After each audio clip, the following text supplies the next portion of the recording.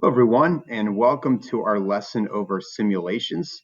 We're going to get right into it. Make sure that this piece of paper is right in front of you. You have a pencil or pen because we're going to be taking notes as you go. So how does simulation work when it comes to probability? Simulation is just the use of a mathematical model to recreate a situation. It's basically like you're creating an experiment.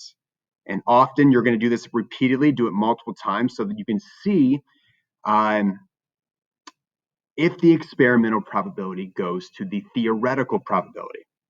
And so you guys can do this with anything. You can use a variety of different things to be able to represent a possible outcome of an event. So let's take a look at an example and make sure you guys write this in. You can use a number cube. You can use a spinner. You can use, this is probably going to be your most important one, the random number generator. You can use a deck of cards or really anything to represent a simulation. A simulation is not going to be real, but it's something that's going to be similar to what you're looking for. So let's take a look. An example. So Mr. Deal is trying to select a boy or a girl to work out a problem on the board. He wants to use a number cube to decide, and he wants to make this equal. He wants to make it equal. How will he decide the next 8 students? Well, if I have a number cube, and what you can do right now is you can pause the video, and there's a couple of different answers to this, is how can I use a number cube to make it perfectly 50-50% to select either a boy or a girl? So I want you to think about that for a second. Feel free to pause the video, talk to your group. There's a couple answers, but one thing you can do is you can roll a number cube, and the even numbers stand for girls, and the odd numbers stand for boys. And then you would just roll the number cube. You'd have to state that you're going to roll the number cube 8 times.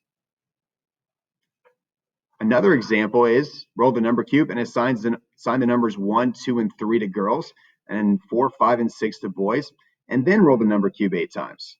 In fact, there's a variety of different ways you can do this, but using a number cube, the goal is to make this 50-50.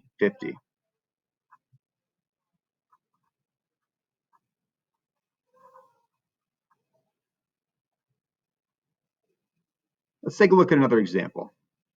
Mr. Little wants to randomly assign homework 60% of the time. He wants to use a spinner to determine which days students will have homework. How can he use a spinner to determine this?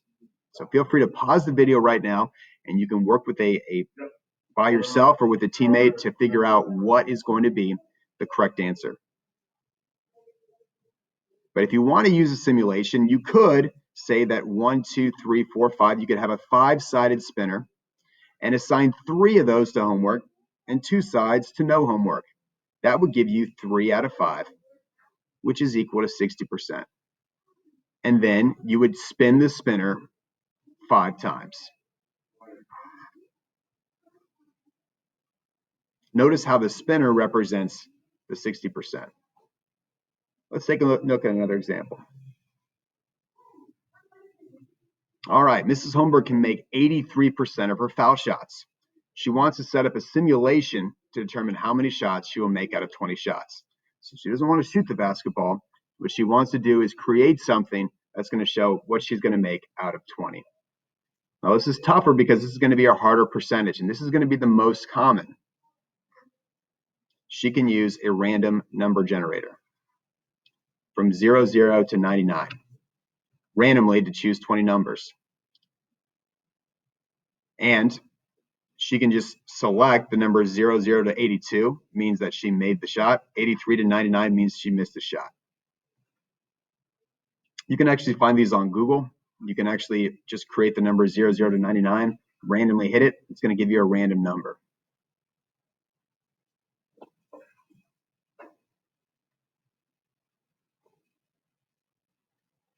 And last but not least, guys, which one do you guys think is going to be the correct system that would be the easiest to make sure that you guys get this right every single time?